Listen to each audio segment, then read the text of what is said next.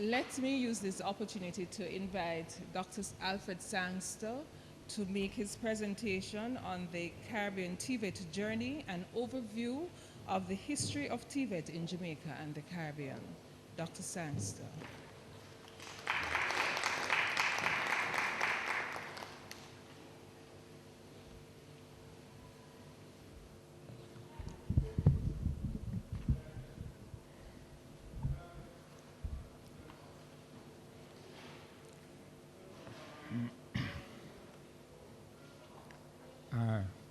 Good morning, first of all, ladies and gentlemen, and greetings to all of you as we continue this important TVET Forum. Dr.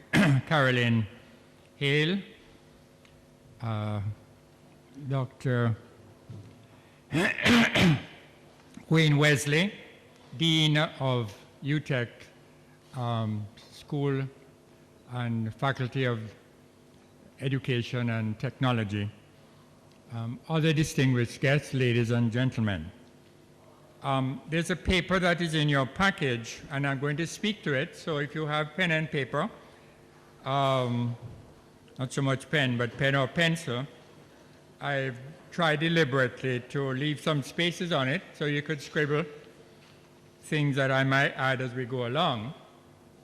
But I essentially be speaking to the paper that is in your package.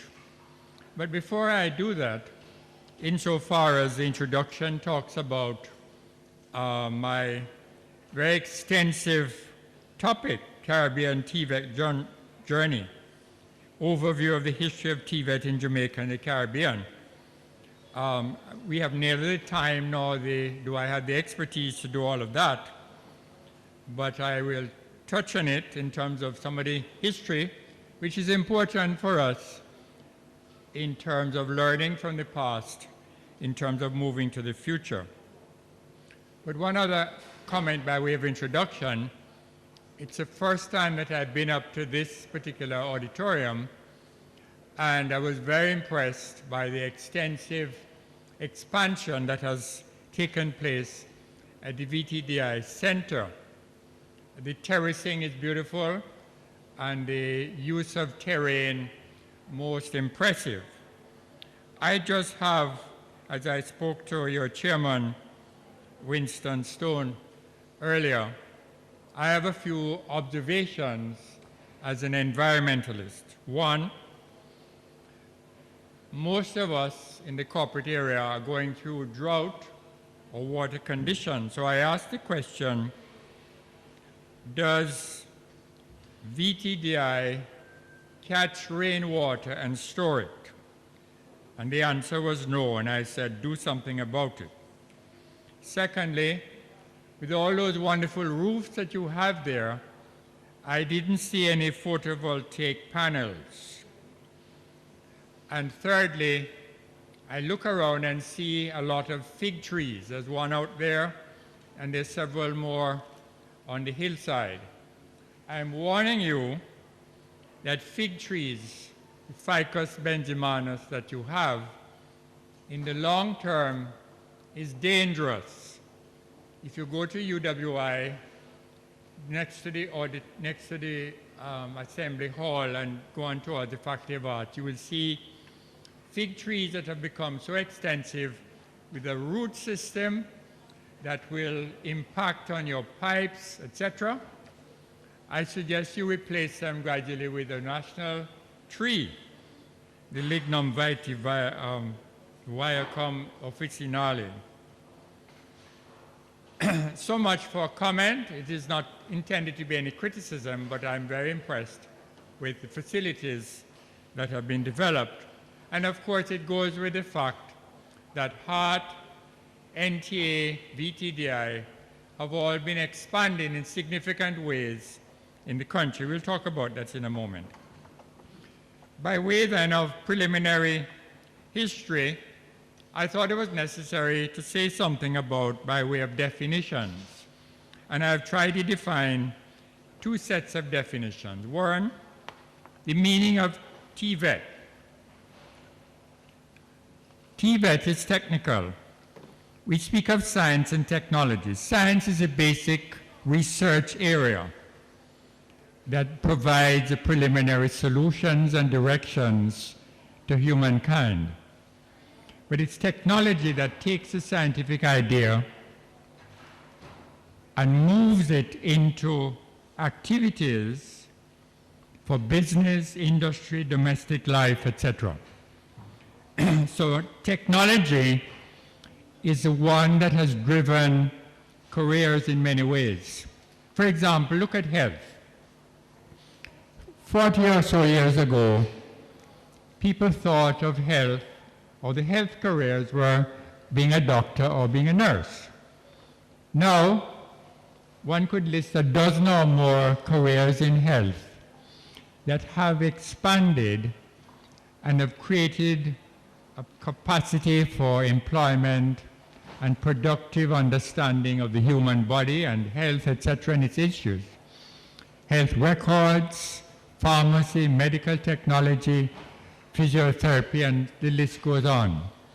So that just in one particular area of human experience, the expansion capabilities have expanded significantly. You take about engineering, and you can see the same thing. So any area of human experience and human activity has as with the advance of technology and the associated science has expanded significantly. Vocational. Vocational used to be a bad word in the TVET system. Bad word in the sense that people thought of vocational as being a low-level skill where you could learn cooking, woodwork, and various things. Oh, I'm sorry. Put it there. Okay.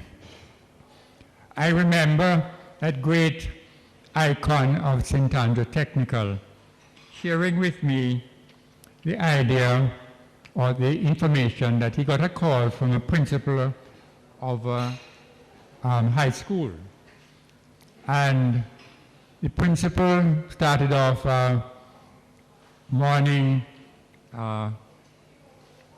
Mr. Henry Zaki, as everybody called him. I have a girl here in my school, and Zaki knew what was coming.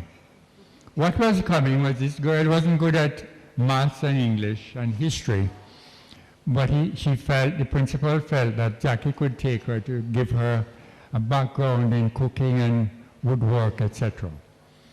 That was essentially the bad perception of vocational. But I put to you, ladies and gentlemen, that vocational really has two fundamental meanings. Vocation is a career choice. I choose to be a teacher, a nurse, a politician, a preacher, or whatever. But vocation means more than that. It's a type of education geared to specific skills. Fixing a car engine requires skills. Fixing a patient's intestine also needs special skills which need to be learned. And there are therefore levels of skills being acquired. And that leads, of course, to the definitions of professional, technician, craftsman, etc. And a comment here that I might put on the table is that most of you are familiar with the hierarchical definition of skill level developments, from professional to higher level technician to craftsman, which in a sense is hierarchical and essentially, one is higher than the other. I have tried to craft a different approach, a different model, a model in which the craftsman, think of three triangles, the craftsman, the technician, the professional, are all aiming and moving towards the center in terms of contribution. It's not a question of higher and better levels, but rather